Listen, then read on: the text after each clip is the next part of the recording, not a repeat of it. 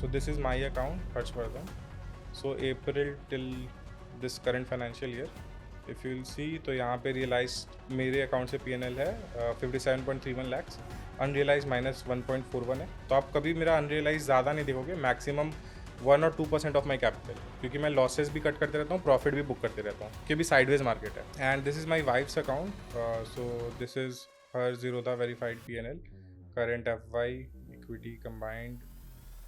So here you can see 57.55 lakhs, again 67,000 unrealized loss, because we keep booking profits since it is a sideways market. तो इन And दोनों में same trades होते हैं या अलग अलग ट्रेड्स होते हैं? If I may mostly ask. Same ही होते हैं. एक दो में भी स्टॉक्स अलग हो, बट मोस्टली सेम ही होते हैं. That's why the profit and all, capital and all सब सेम ही है. उनके चार्जेस का हाँ, उनके I don't know charges why. कम है. सो मे बी किसी ट्रेड में मेरा ज़्यादा हेवी एलोकेशन हो. एंड तो ये प्रॉफिट्स कैसे कैप करते हैं, प्रॉफिट्स कैसे बुक करते हैं आप?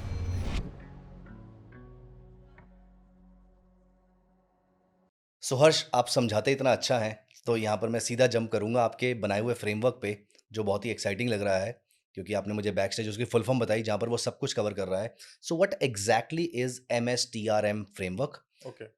कैसे डेवलप किया, क्या लॉजिक है, कैसे काम करता है, सब कुछ. पहले मार्केट साइकिल को समझना ज़रूरी है कि हम अभी बेयर मार्केट में, बुल मार्केट में, साइडवेज मार्केट में, उसके हिसाब से अपनी स्ट्रैटेजी होनी चाहिए.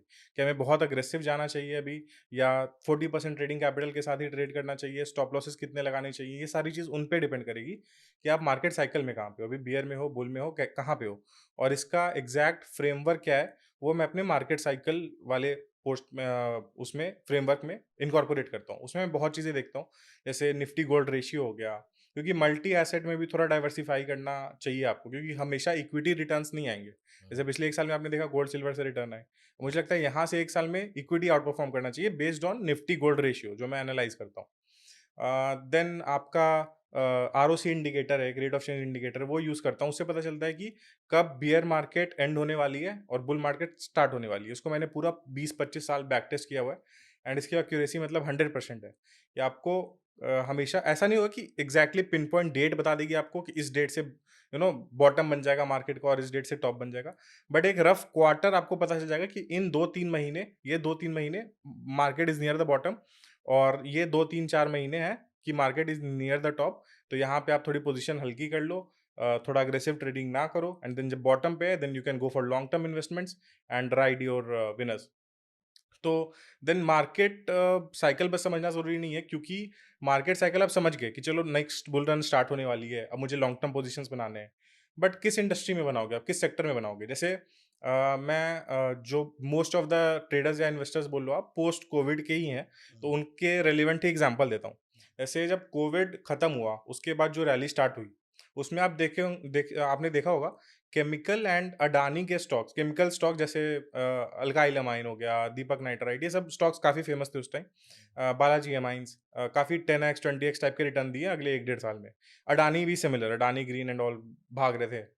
तो ऐसा कुछ हो सकता है कि इन सेक्टर्स को हम पहले से आइडेंटिफाई कर ले, जब मार्केट बियर फेज में थी या फिर साइडवेज थी, उस टाइम पे इन सेक्टर्स में कुछ चल रहा था, या नहीं जब सेक्टर डाउन फेज में चल या रहा था डाउन किसी फेज में में. चल रहे थे. ओके. तो that is the time when you can identify कि नेक्स्ट बुल रन के विनर्स कौन से सेक्टर्स होने वाले हैं.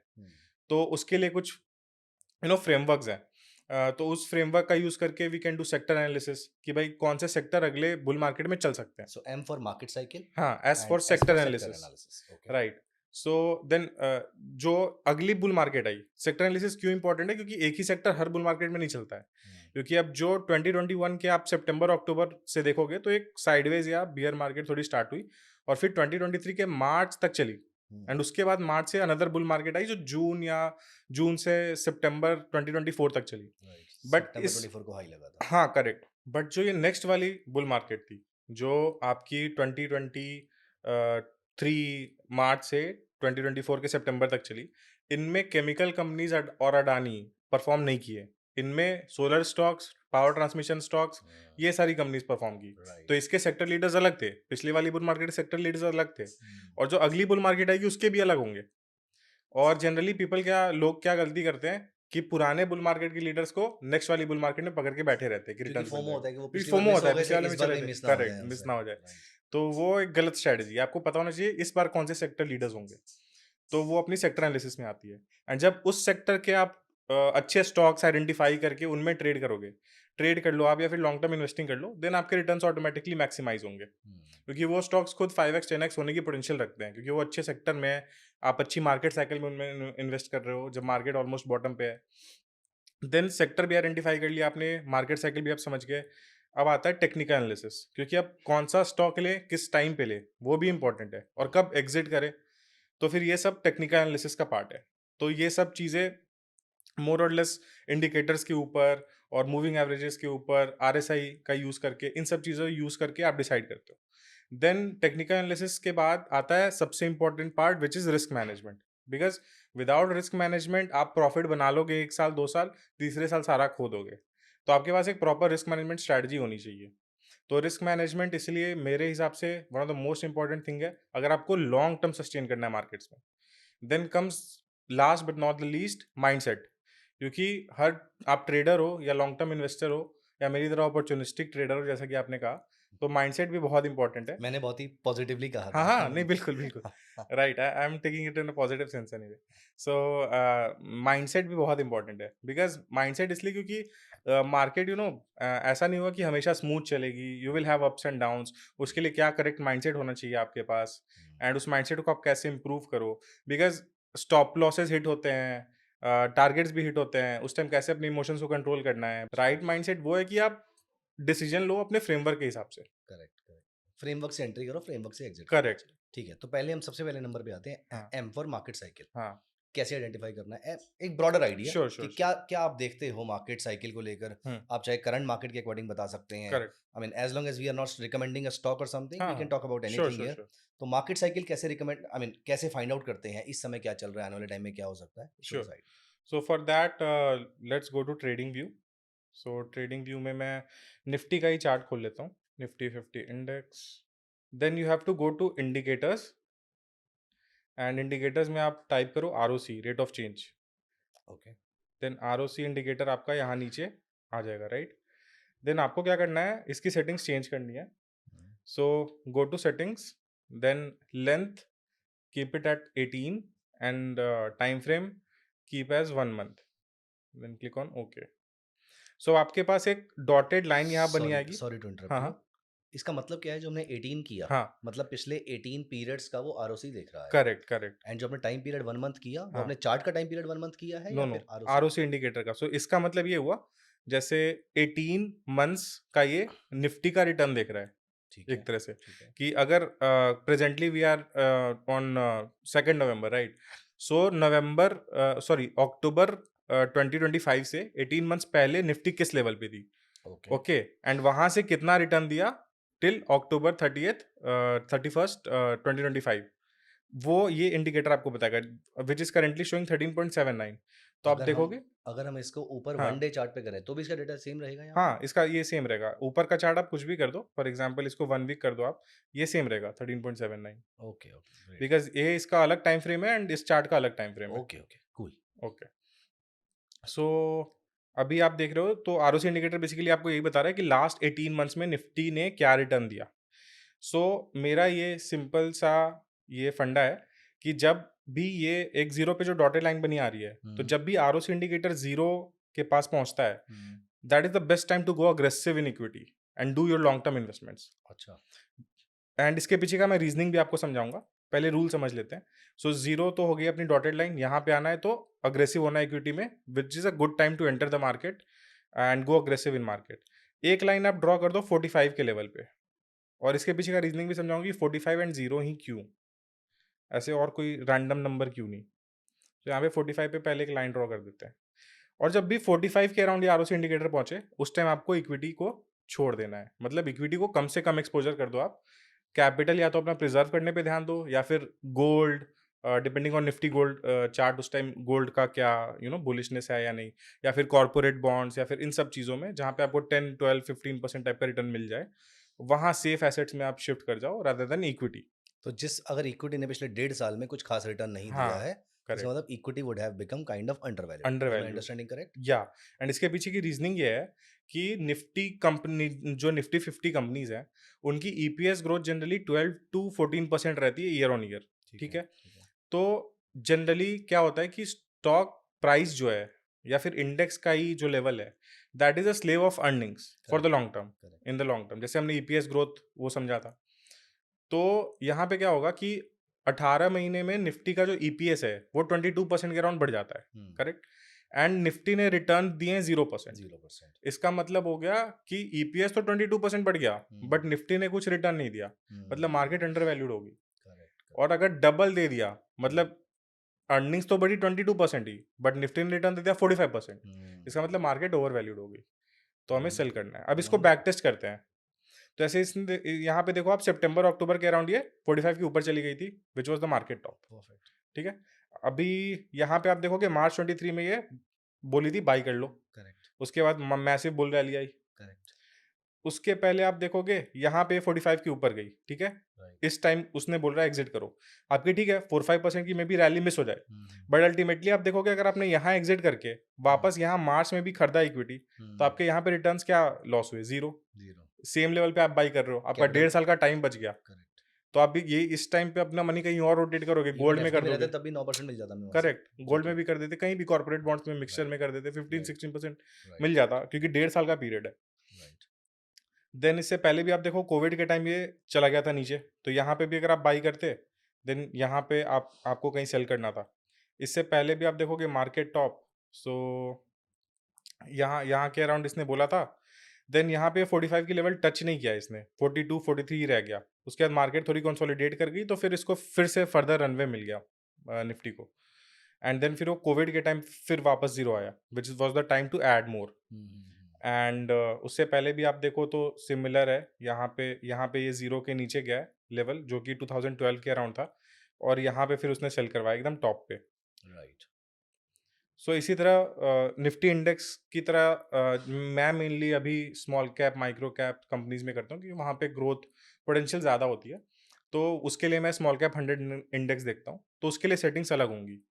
अच्छा, उसके लिए सेटिंग्स अलग अलग होंगी। मेरा होंगी। मैं इसी हाँ, क्वेश्चन पे आ रहा था कि ये जो स्ट्रैटेजी आपकी है हाँ, मार्केट स्ट्रक्चर को देखने वाली है, हाँ, मार्केट साइकिल को देखने हाँ। वाली, ये सिर्फ़ निफ्टी में काम करती है या स्टॉक्स में भी या किसी और इंडेक्स में भी काम करती है? ओके।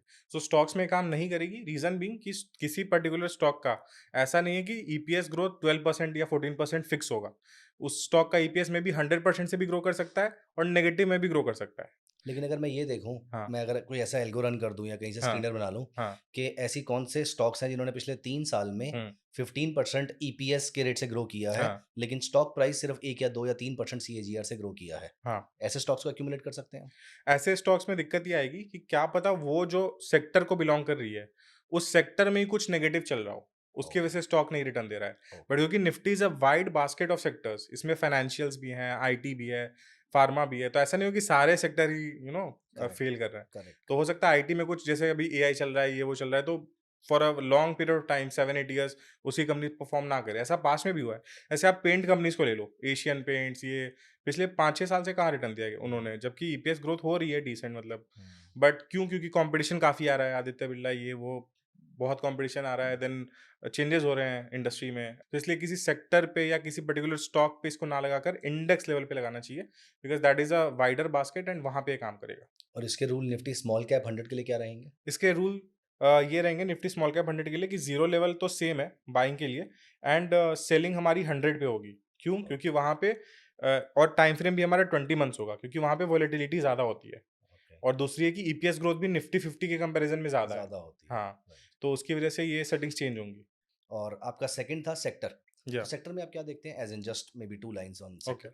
सो सेक्टर में बेसिकली मैं क्या देखता हूँ कि जो अभी का पीरियड है ना, अभी अभी का फेज़ है। अभी के फेज़ में क्या हो रहा है, आप स्मॉल कैप इंडेक्स या निफ्टी का चार्ट देखोगे, तो प्रीवियस हाई ब्रेक नहीं हुआ है अभी तक, और स्टॉक अभी ये सॉरी इंडेक्स अभी कंसोलिडेट कर रहा है राइट, प्रीवियस हाई के नीचे। राइट। और पिछले भी मार्केट में आप देखोगे ये जो पीरियड था, ये कुछ ऐसा ही था। हुँ, तो इस टाइम पे क्या होता है ना, जब इंडेक्स ऑल टाइम हाई के नीचे कंसोलिडेट कर रहा होता है, getting ready for the next bull run, उस टाइम पे कुछ-कुछ सेक्टर्स होते हैं जो न्यू ऑल टाइम हाई बना रहे होते हैं, और उनको आपने आइडेंटिफाई कर लिया, तो फिर वही नेक्स्ट बुल मार्केट के लीडर्स होंगे।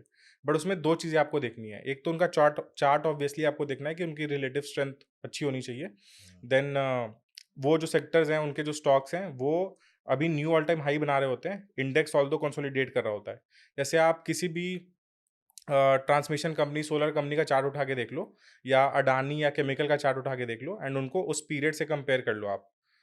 जो अपना प्रीवियस कंसोलिडेशन वाला फेज़ था। तो आप उसमें देखोगे कि वो already knew all time high बना रहे थे। वो companies already knew all time high बना रहे थे। सो और इस समय कौन से सेक्टर ऐसे हैं जो न्यू ऑल टाइम हाई बना रहे हैं? इस टाइम मेटल माइनिंग के आप स्टॉक्स देखोगे, तो वो न्यू ऑल टाइम हाई बना रहे हैं, एंड इवन फाइनेंशियल इंस्टीट्यूशंस वगैरह अच्छा परफॉर्म कर रहे हैं। एंड मेटल माइनिंग क्यों कर रहे हैं, उसके पीछे का फंडामेंटल रीजन भी समझना जरूरी है कि ये टेलविंड लंबी रहेगी या फिर ऐसे 2-4 महीने की है। क्योंकि कई बारी फेक सेक्टर्स भी आते हैं, जो ऐसे 2-3 महीने तो चलेंगे, वापस वो नीचे चले जाएंगे। तो उनको हटाने के लिए आपको फंडामेंटल एनालिसिस आनी चाहिए कि जो टेलविंड है इस सेक्टर को, जो इसके प्राइसेस पुश कर रही है ऊपर, वो 2-3 साल चलने वाली है, 1-2 साल चलने वाली है, या फिर ऐसे 2-4 महीने की कहानी है। तो अभी मेटल माइनिंग सेक्टर में क्या हो रहा है कि rare earth minerals, rare earth metals, इन सब पे जियोपॉलिटिकली काफ़ी चल रहा है। चाइना ने एक्सपोर्ट बैन लगा रखा है। तो India can emerge as the supplier to globe, कि रेयर अर्थ में माइनिंग एंड ऑल। सो इसमें जो कंपनीज हैं वो न्यू ऑल टाइम हाइज बना रही हैं। तो ओके। ऐसे करके आप सेक्टर आइडेंटिफाई कर सकते हो उनके पीछे। इसमें आप एआई का भी यूज कर सकते हो, परप्लेक्सिटी फाइनेंस से पूछ लो, चैट जीपीटी से पूछ लो हुँ, कि why is this sector performing so good. आपको अगर मैं अपना वेरीफाइड पीएनएल भी दिखाऊं, सो इक्विटी, इसको कंबाइन कर देते हैं। सो this is my account Harshvardhan.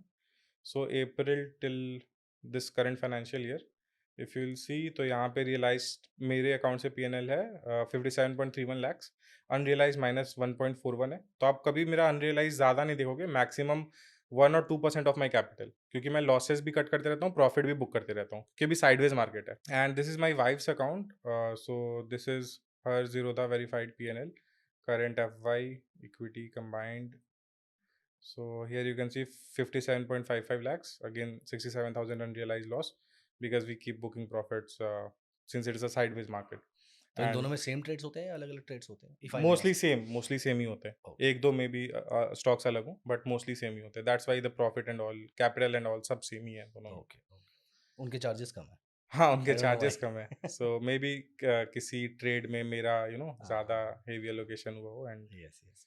तो ये प्रॉफिट्स कैसे कैप करते हैं? प्रॉफिट्स कैसे बुक करते हैं आप? प्रॉफिट्स बुक करने की मेरी स्ट्रैटेजी है कि अगर सपोज करो आप, मैंने कोई ट्रेड लिया, फॉर एग्जांपल आपको एक एग्जांपल दिखाता हूँ। सो फॉर एग्जांपल ये क्वालिटी पावर का स्टॉक है। सो यहाँ पे मैंने अपनी आईपीओ ट्रेडिंग स्ट्रैटेजी यूज़ करके एंट्री लिया था। सो आईपीओ ट्रेडिंग स्ट्रैटेजी में बेसिकली क्या होता है कि आप एक आईपीओ, रिसेंटली लिस्टेड आईपीओ का बेस बनने का वेट करते हो।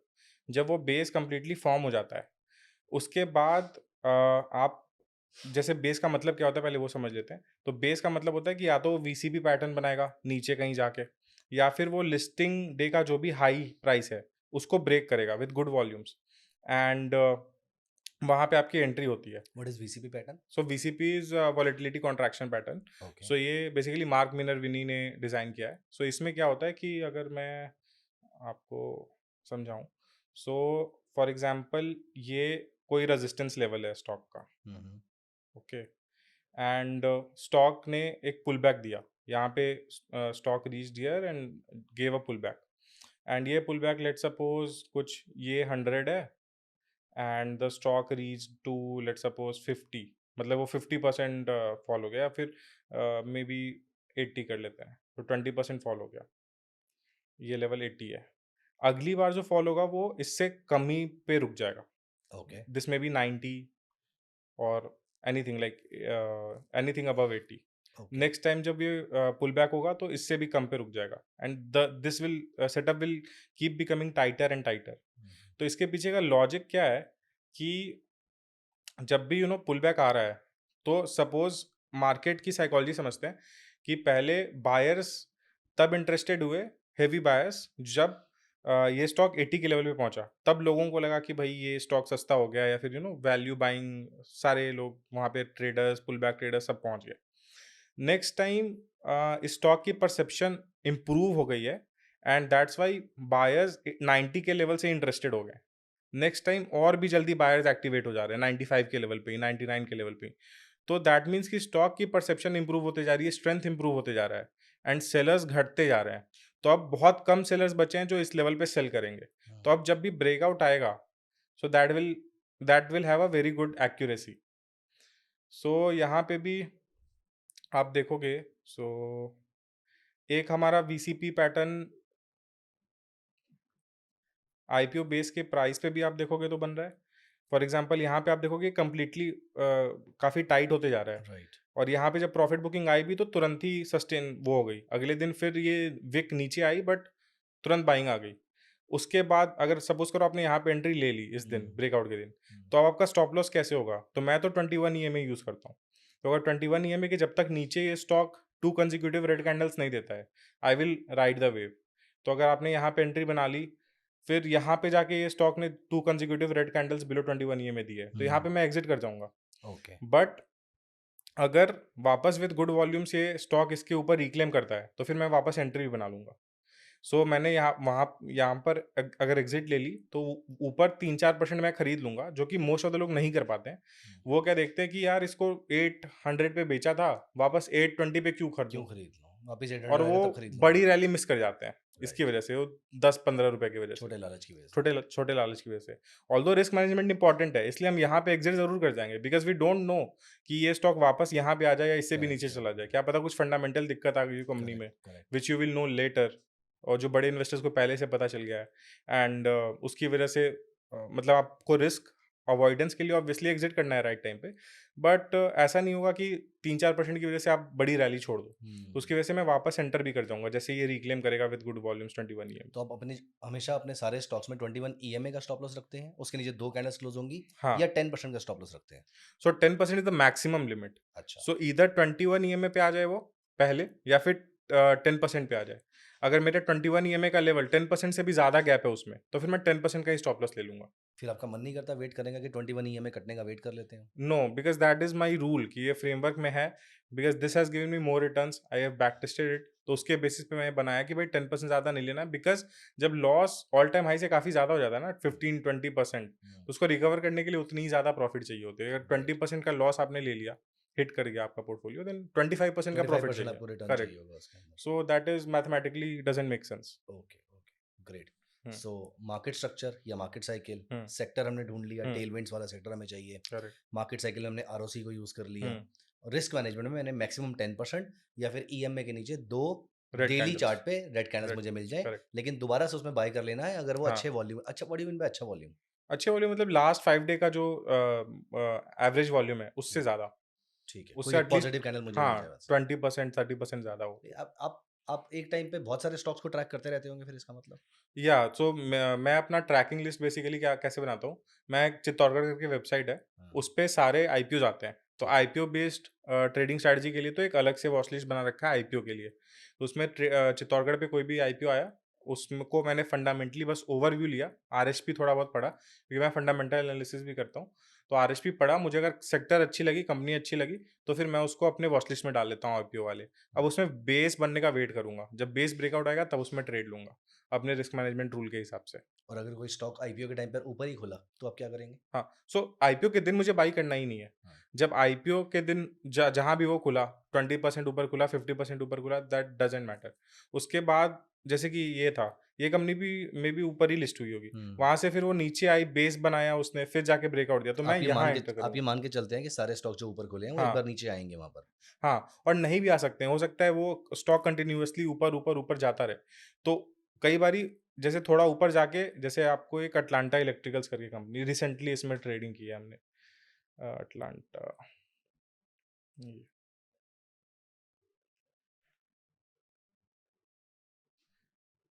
सो ये आप देखो।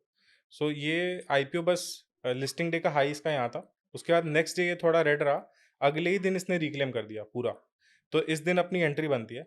और हाँ, जैसे जो स्टॉप लॉस मैंने आपको बताए थे 10% एंड 21 ईएमए। अब ये तो थर्ड डे एंट्री दे रहा है, तो यहाँ तो 21 ईएमए की लाइन ही नहीं बनेगी। करेक्ट। तो यहाँ पे हम क्या करें? तो यहाँ पे जो अपना आईपीओ का बेसिकली जो बेस फॉर्म है, जो लिस्टिंग डे का हाईएस्ट प्राइस है, उसके अराउंड आप एक लाइन ड्रॉ कर लो, और यही आपका स्टॉप लॉस हो गया। इससे 2% नीचे या 1% नीचे आप रख दो, ठीक है? एंड यहाँ पे करीब यहाँ पे आपका स्टॉप लॉस हो जाएगा, जो भी 2% नीचे आपकी लाइन बनती है, एंड यहाँ पे इसको आप ट्रेल करते रहो।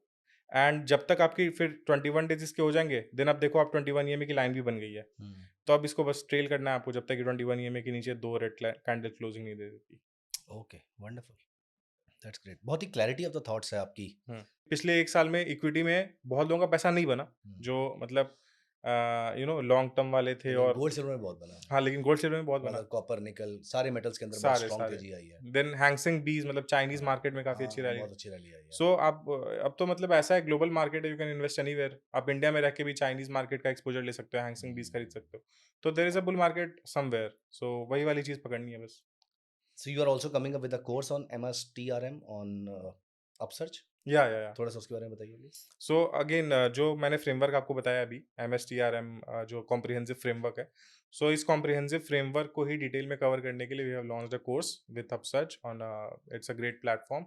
आई have also like learned a lot from there and like we have verified PNL and all to give us authenticity because we are making money from the market, that's why we are going to teach them because इस industry में ना बहुत सारे लोग बेवकूफ़ भी बनाते हैं लोगों को हुँ, कि अपनी लाइफस्टाइल दिखा के कि दुबई में ये कर रहे हैं वो कर रहे हैं एंड कोर्सेज सेल करके they are funding that and not earning through the market, hmm. But that's why we are very transparent. इसमें आपको लगता है कि जो आरओसी वाला जो हम्म आपका पैरामीटर है, जो आई एम वेरी श्योर हमें से बहुत सारे व्यूअर्स हम्म जो हैं वो सीखेंगे वहाँ से कुछ, इसको हम किसी और तरीके से भी यूज़ कर सकते हैं फॉर एग्ज़ाम्पल कमोडिटीज़ के लिए हम्म या किसी और सेक्टर के लिए, ऐसे भी इसको थोड़ा-सा अल्टर किया जा सकता है क्या? सो ऐसे इसको आप ग्लोबल मार्केट्स में भी यूज़ कर सकते हो, जैसे कि नैस्डैक हो, एस&पी 500 हो गया। सो वहाँ पे भी क्योंकि मोर और लेस अर्निंग्स सिमिलर हैं एंड देन वहाँ पे भी same euphoria and panic play out करता है, क्योंकि ह्यूमन इमोशंस हर जगह सेम होते हैं, इंडिया हुँ, हो, यूएस हो, कहीं भी हो। हाँ, सो वहाँ पे भी सेम साइक्लिकैलिटी प्ले होती है, मार्केट यूफ़ोरिया में जाता है, double the EPS growth market पहुँच जाता है, देन अंडर वैल्यूड हो जाता है। तो ऐसे ग्लोबल मार्केट्स में आप प्ले कर सकते हो।